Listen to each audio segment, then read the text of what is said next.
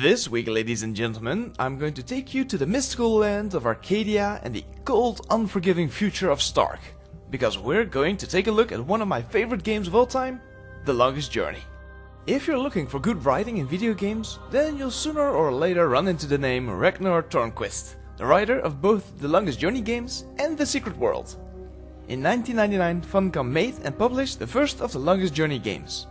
The Longest Journey was a point-and-click adventure game where you control April Ryan, an art student stuck in Venice, a student town in the United States.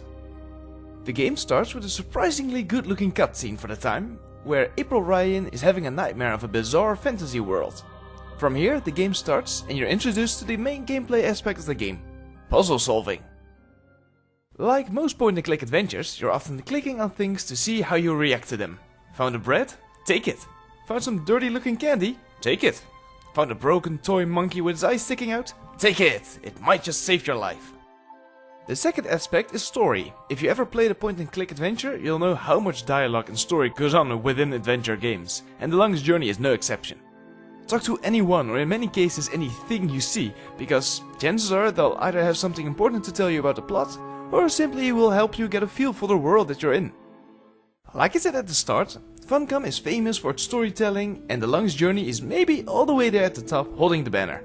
The story begins with April dreaming about a strange fantasy world, and from there wakes up in Stark, a futuristic Earth which is basically run by companies. Metro Circle, gloriously decadent. I hear Bingo's planning to buy the whole thing, convert it into a theme park or something. While you're playing the game, you'll start noticing more and more strange things happening. Holograms coming to life, strange creatures appearing out of thin air, as well as a strange man who seems to know more than he's letting on. Now it's up to April to figure out exactly what is happening to the world and try and save it.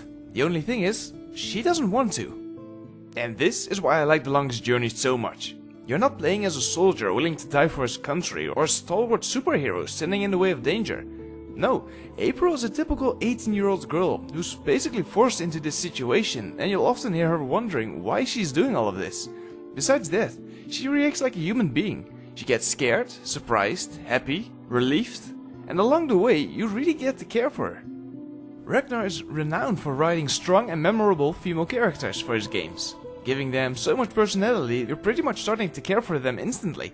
Here's an example. It means the fecal matter has hit the fan, and we're staring Phase 7 dead in the eye.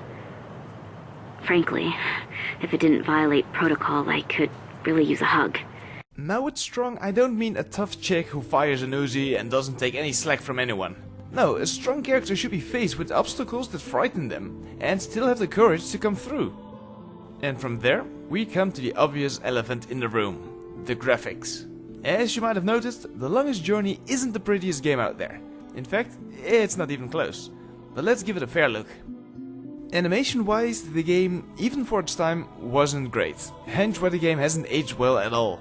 However, there are some very detailed and beautifully drawn backgrounds, which are definitely worth checking out. But like I always say, graphics are an important part of the game, but they don't make a game. And The Longest Journey is really one worth checking out. I didn't really have that much to drink, did I?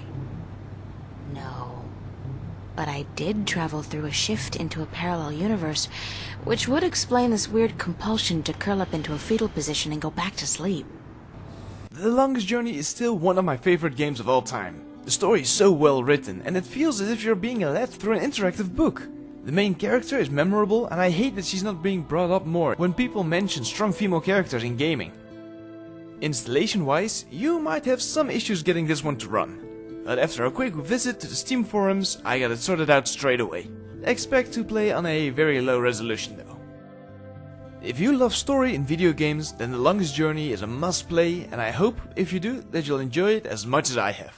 Good morning, ma'am. How are you today? Aside from the fact that the fate of 2 worlds rests on my shoulders? Yes? Just peachy, thanks. However, with that, we have reached the end of this week's episode of Did You Play? Now, I'm always interested in hearing what you guys have to say, so leave me a comment. And while you're at it, be sure to give me a thumbs up or a thumbs down, depending if you like the video or not. Thank you very much for watching, and I hope to see you again next week for another Did You Play?